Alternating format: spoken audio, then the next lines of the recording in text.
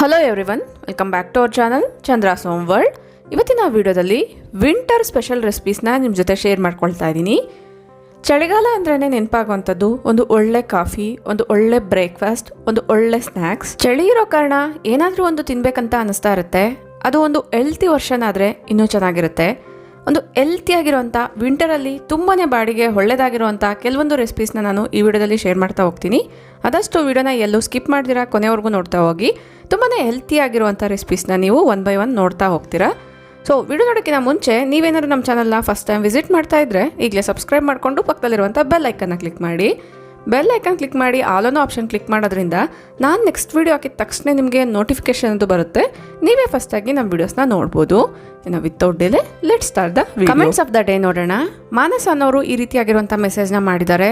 First of all ಯಾರ್ಯಾರೆಲ್ಲ ನನಗೆ ಮೆಸೇಜಿಂದ support ಮಾಡ್ತಾ ಇದ್ದೀರೋ ಅವರೆಲ್ಲರಿಗೂ ಕೂಡ ತುಂಬಾ ಥ್ಯಾಂಕ್ಸ್. ತುಂಬ ಜನ ಕಾಕ್ರೋಚಸ್ ಪ್ರಾಬ್ಲಮ್ನ ಫೇಸ್ ಮಾಡ್ತಾ ಇರ್ತೀರಾ.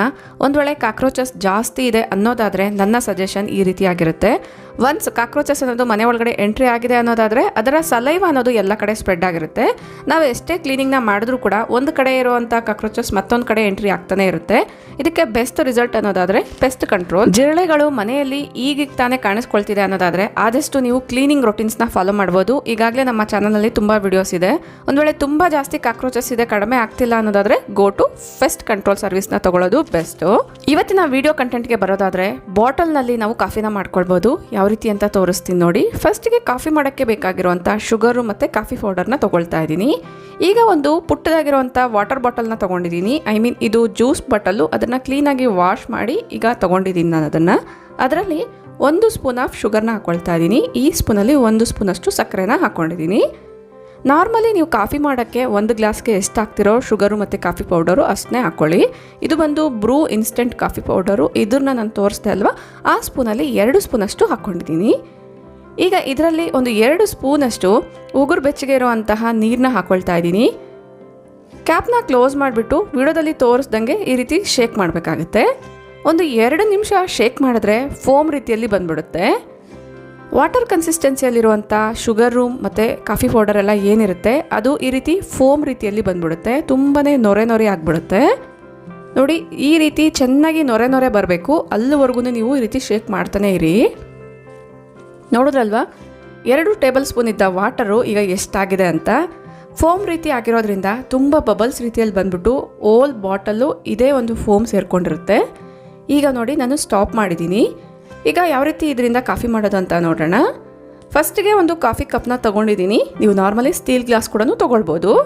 ಇದರಲ್ಲಿ ನಾವು ರೆಡಿ ಮಾಡ್ಕೊಂಡಿರುವಂತಹ ಬಾಟಲಲ್ಲಿರುವಂಥ ಫೋಮ್ನ ಸ್ವಲ್ಪ ಹಾಕ್ಕೊಳ್ಳೋಣ. ಅದ್ರ ಮೇಲೆ ಚೆನ್ನಾಗಿ ಕಾಯಿಸಿರುವಂಥ ಹಾಲನ್ನ ಹಾಕ್ಕೊಳ್ತಾ ಇದ್ದೀನಿ. ಹಾಲಲ್ಲಿ ನಾನು ಶುಗರ್ ಏನೂ ಆ್ಯಡ್ ಮಾಡಿಲ್ಲ, ಜಸ್ಟ್ ಕಾಯಿಸಿರುವಂಥ ಹಾಲನ್ನ ಹಾಕ್ಕೊಂಡು ವಿಡಿಯೋದಲ್ಲಿ ತೋರಿಸ್ದಂಗೆ ಮತ್ತೆ ಅದ್ರ ಮೇಲೆ ಬಾಟಲಲ್ಲಿರುವಂಥ ಫೋಮ್ನ ಇನ್ನೂ ಸ್ವಲ್ಪ ಹಾಕ್ಕೊಳ್ಳಿ. ಕ್ಯಾಪ್ಚಿನೋ ಕಾಫಿ ಅಂತ ನೀವು ಹೊರಗಡೆ ಎಲ್ಲನೂ ಕುಡ್ದಿರ್ತೀರ, ತುಂಬ ಟೇಸ್ಟಿಯಾಗಿರುತ್ತೆ. ಅದೇ ಕಾಫಿನ ನಾವು ಮನೆಯಲ್ಲಿ ಸುಲಭವಾಗಿ ಮಾಡ್ಕೊಳ್ಬೋದು.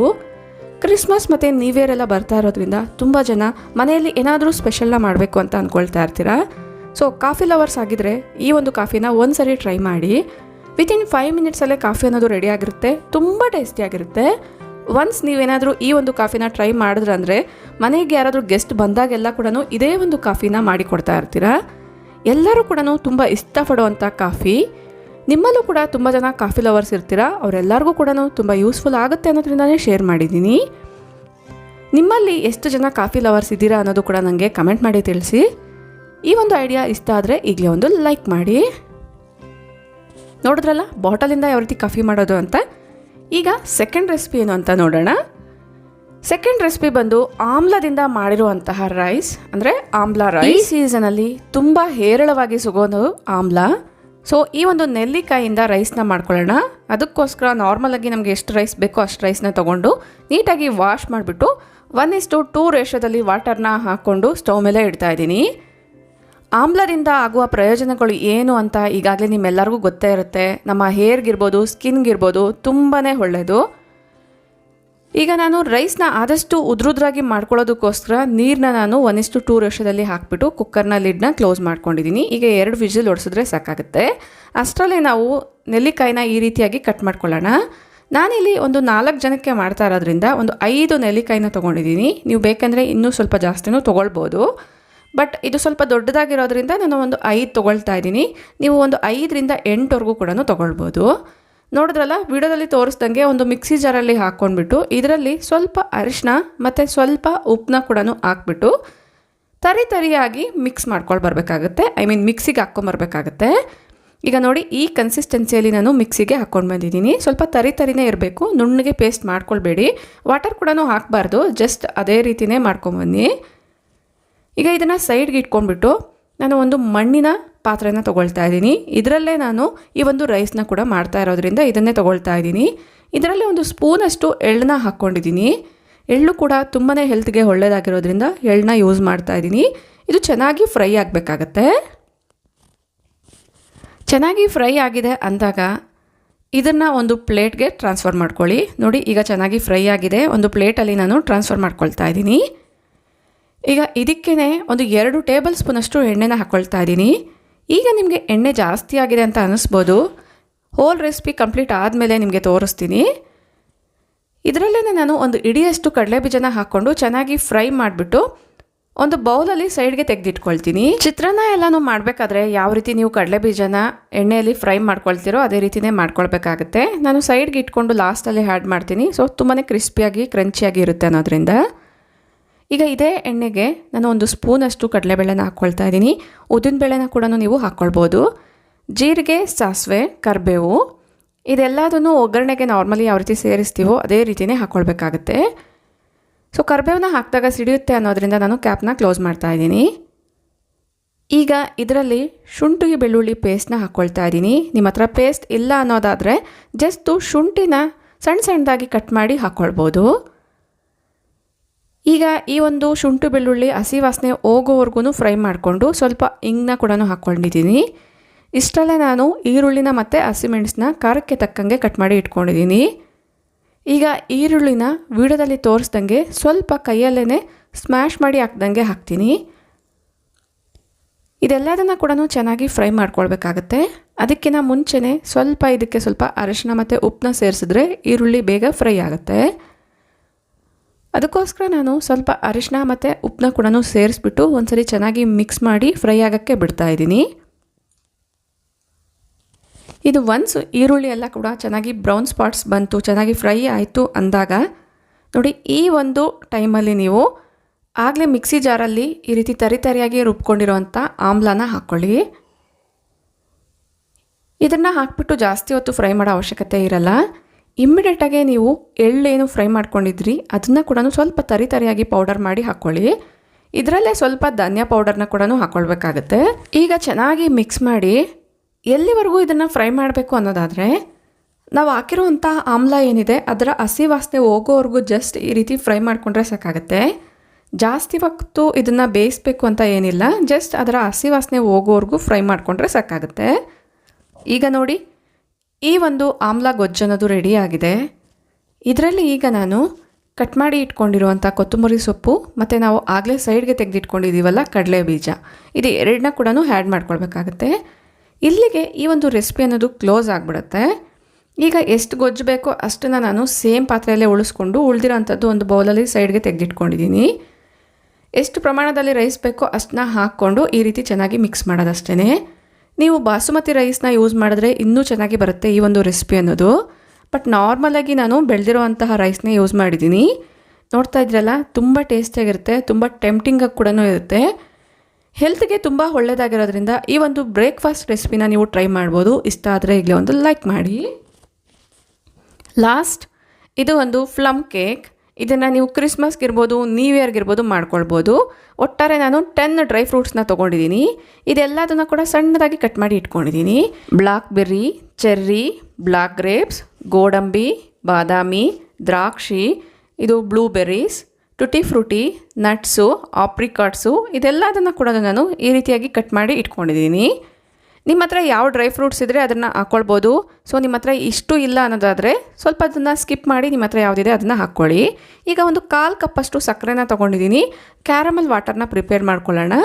ಒಂದು ಪಾತ್ರೆಯಲ್ಲಿ ಹಾಕ್ಬಿಟ್ಟು, ಒಂದು ಕಡಾಯಿಯಲ್ಲಿ ಹಾಕ್ಬಿಟ್ಟು ಈ ರೀತಿಯಾಗಿ ನಾವು ಮಿಕ್ಸ್ ಮಾಡ್ತಾ ಹೋದರೆ ಸಕ್ಕರೆ ಎಲ್ಲನೂ ಕರಗಿಬಿಟ್ಟು ಬ್ರೌನ್ ಕಲರ್ ಫಾರ್ಮ್ಗೆ ಬರುತ್ತೆ. ನೋಡಿ, ಈ ರೀತಿಯಾಗಿ ಲೈಟಾಗಿ ನಿಮಗೆ ಕಲರ್ ಚೇಂಜ್ ಆಗ್ತಾ ಇರುತ್ತೆ ಅಲ್ವಾ. ಈ ರೀತಿ ಆದಾಗ ಇದರಲ್ಲೇ ಒಂದು ಅರ್ಧ ಕಪ್ನಷ್ಟು ವಾಟರ್ನ ಹಾಕ್ಕೊಳ್ಬೇಕಾಗುತ್ತೆ. ಸ್ವಲ್ಪ ಸ್ವಲ್ಪ ವಾಟರ್ನ ಹಾಕ್ಕೊಂಡು ಈ ರೀತಿಯಾಗಿ ಮಿಕ್ಸ್ ಮಾಡಿ. ಸೊ ಕ್ಯಾರಮಲ್ ಏನಿತ್ತು ಅದು ಈ ರೀತಿಯಾಗಿ ಗಟ್ಟಿಯಾಗಿರುತ್ತೆ, ಅದೆಲ್ಲ ಕೂಡ ವಾಟರಲ್ಲಿ ಚೆನ್ನಾಗಿ ಮಿಕ್ಸ್ ಆಗಬೇಕು. ಅಲ್ಲಿವರೆಗೂ ಈ ರೀತಿ ಟರ್ನ್ ಮಾಡ್ತಾನೆ ಮಿಕ್ಸ್ ಮಾಡ್ಕೊಳ್ಳಿ. ಈಗ ಕ್ಯಾರಮಲ್ ವಾಟರ್ ಅನ್ನೋದು ರೆಡಿ ಆಗಿದೆ. ಸ್ಟವ್ನ ಆಫ್ ಮಾಡಿಬಿಟ್ಟು ಪೂರ್ತಿಯಾಗಿ ತಣ್ಣಗಾಗಕ್ಕೆ ಬಿಟ್ಬಿಡಿ. ಅಷ್ಟರಲ್ಲಿ ಒಂದು ಬೌಲ್ನ ತಗೊಂಡು ಇಲ್ಲಿ ನಾನು ಗ್ರೇಪ್ ಜ್ಯೂಸ್ನ ಹಾಕ್ಕೊಳ್ತಾ ಇದ್ದೀನಿ. ಇದು ಬಂದು ವೈನ್ ಅಂತಲೇ ಹೇಳ್ಬೋದು.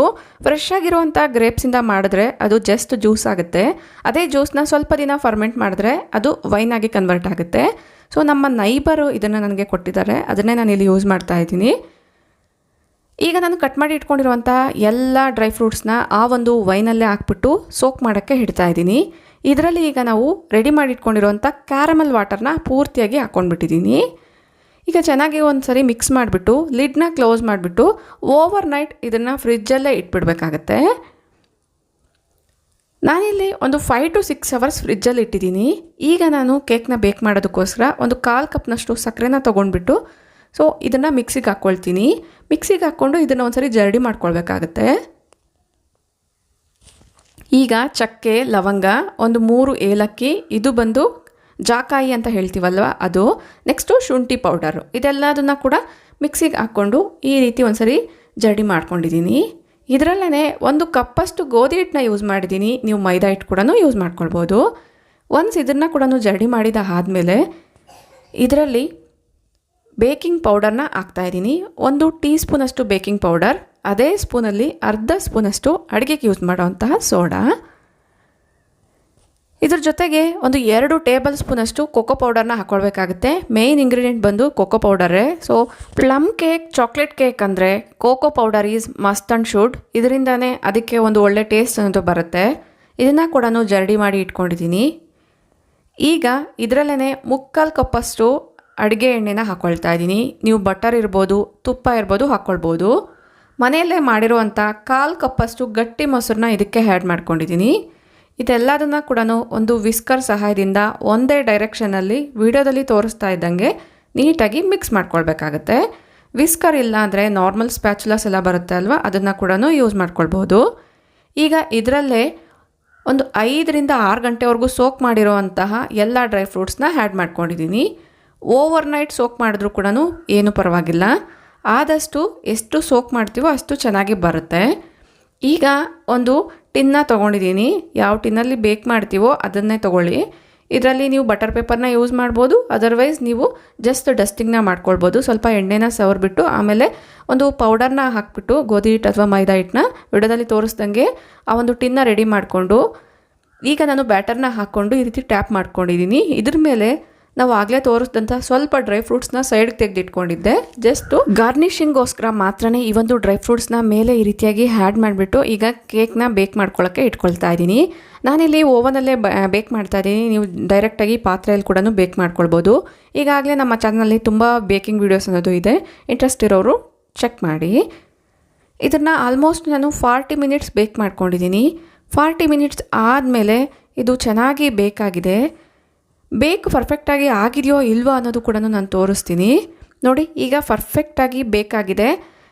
ನಿಮ್ಗೆ ಯಾವ ರೀತಿ ಗೊತ್ತಾಗುತ್ತೆ ಅನ್ನೋದಾದರೆ ಒಂದು ಕಡ್ಡಿನ ತಗೊಂಡು ಇದು ಒಳಗಡೆ ಈ ರೀತಿ ಇನ್ಸರ್ಟ್ ಮಾಡಿ ನೋಡಿ. ಕಡ್ಡಿಗೆ ಏನು ತಾಕಿಲ್ಲ ಅನ್ನೋದಾದರೆ ಅದು ಕರೆಕ್ಟಾಗಿ ಬೇಕಾಗಿದೆ ಅಂತ ಅರ್ಥ. ಒಂದು ವೇಳೆ ಏನಾದರೂ ಇಟ್ಟು ತಾಕ್ತಾ ಇದೆ ಅನ್ನೋದಾದರೆ ಅದು ಇನ್ನೂ ಒಂದು 2 ನಿಮಿಷ ಬೇಕಾಗಕ್ಕೆ ಬಿಡಬೇಕಾಗತ್ತೆ. ನಾನು ಉಳಿದಿರೋಂಥ ಸ್ವಲ್ಪ ಬ್ಯಾಟರ್ನ ಗ್ಲಾಸಲ್ಲಿ ಕೂಡ ಹಾಕಿಟ್ಟಿದ್ದೀನಿ ಕಪ್ ಕೇಕ್ಸ್ ರೀತಿ ಮಾಡೋದಕ್ಕೋಸ್ಕರ. ನೋಡಿದ್ರಲ್ಲ, ತುಂಬ ಪರ್ಫೆಕ್ಟಾಗಿ ಬೇಕಾಗಿದೆ. ನೋಡೋಕ್ಕೆ ಎಷ್ಟು ಟೆಂಪ್ಟಿಂಗ್ ಆಗಿದೆಯೋ ಟೇಸ್ಟ್ ಕೂಡ ಅಷ್ಟೇ ಸೂಪರ್ಬ್ ಆಗಿರುತ್ತೆ. ವಾರಿಯರ್ ಬೇಕ್ರಿ ಅಂತ ನೀವೆಲ್ಲರೂ ಕೇಳೇ ಇರ್ತೀರ. ಆ ಒಂದು ಬೇಕ್ರಿಯಲ್ಲಿ ಸಿಗೋವಂಥ ಕೇಕ್ ಯಾವ ರೀತಿ ಟೇಸ್ಟ್ ಇರುತ್ತೋ ಅದೇ ರೀತಿಯೇ ಟೇಸ್ಟ್ ಇರುತ್ತೆ. ಇಂಟ್ರೆಸ್ಟ್ ಇರೋರು ನೀವು ಕೂಡ ಒಂದ್ಸರಿ ಟ್ರೈ ಮಾಡಿ ನೋಡಿ, ಡೆಫಿನೆಟ್ಲಿ ನೀವು ಇಷ್ಟಪಡ್ತೀರಾ. ಈ ಒಂದು ವಿಡಿಯೋ ನಿಮ್ಮೆಲ್ಲರಿಗೂ ಕೂಡ ಯೂಸ್ಫುಲ್ ಆಗುತ್ತೆ ಅನ್ನೋದ್ರಿಂದನೇ ಶೇರ್ ಮಾಡಿದ್ದೀನಿ. ಈ ವಿಡಿಯೋ ಅಂದರೆ ನಿಮಗೆ ಯೂಸ್ಫುಲ್ ಆಯಿತು, ಇಂಟ್ರೆಸ್ಟಿಂಗ್ ಆಗಿತ್ತು ಅನಿಸಿದ್ರೆ ಈಗಲೇ ಒಂದು ಲೈಕ್ ಮಾಡಿ, ನಿಮ್ಮ ಫ್ರೆಂಡ್ಸ್ ಆ್ಯಂಡ್ ಫ್ಯಾಮಿಲಿ ಜೊತೆಗೂ ಶೇರ್ ಮಾಡಿ. ನಿಮ್ಮ ಅನಿಸಿಕೆ ಅಭಿಪ್ರಾಯಗಳನ್ನ ನನಗೆ ಕಮೆಂಟಲ್ಲಿ ತಿಳಿಸಿ. ನಾನು ಶೇರ್ ಮಾಡಿರುವಂಥ ಈ ಒಂದು 3 ರೆಸಿಪೀಸಲ್ಲಿ ನಿಮ್ಮ ಫೇವ್ರೆಟ್ ರೆಸಿಪಿ ಯಾವುದು ಅಂತ ನನಗೆ ಕಮೆಂಟ್ ಮಾಡಿ ತಿಳಿಸಿ. ಇದೇ ರೀತಿಯಾಗಿರುವಂಥ ತುಂಬಾ ಇಂಟ್ರೆಸ್ಟಿಂಗ್ ವೀಡಿಯೋಸ್ಗೋಸ್ಕರ ನೀವಿನ್ನೂ ಸಬ್ಸ್ಕ್ರೈಬ್ ಮಾಡ್ಕೊಂಡಿಲ್ಲ ಅಂದರೆ ಕೂಡಲೇ ಸಬ್ಸ್ಕ್ರೈಬ್ ಮಾಡಿಕೊಂಡು ಪಕ್ಕದಲ್ಲಿರುವಂಥ ಬೆಲ್ಲೈಕನ್ನ ಕ್ಲಿಕ್ ಮಾಡಿ. ಇನ್ನೊಂದು ಇಂಟ್ರೆಸ್ಟಿಂಗ್ ಮತ್ತು ನಿಮ್ಗೆ ಯೂಸ್ಫುಲ್ ಆಗುವಂಥ ವಿಡಿಯೋ ಜೊತೆಗೆ ಮತ್ತೆ ಸಿಗ್ತೀನಿ. ಅಲ್ಲಿವರೆಗೂ ಟೇಕ್ ಕೇರ್, ಬಾಯ್ ಬಾಯ್, ನಮಸ್ತೆ, ಥ್ಯಾಂಕ್ ಯು ಫಾರ್ ವಾಚಿಂಗ್.